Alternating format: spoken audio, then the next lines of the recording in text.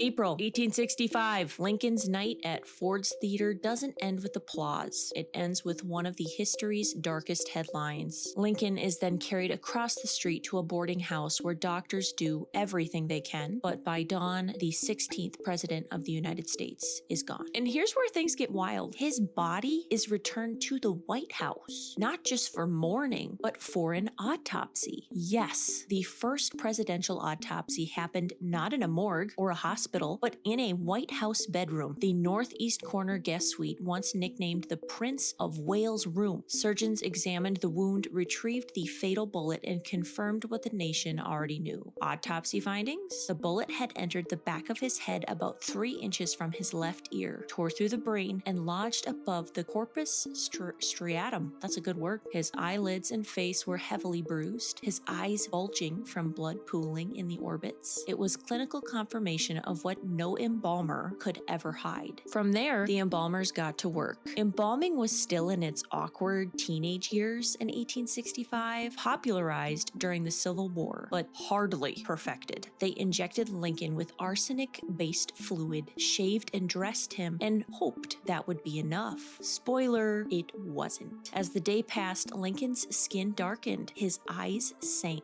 and his features grew gaunt. Remember, this wasn't a quiet family goodbye.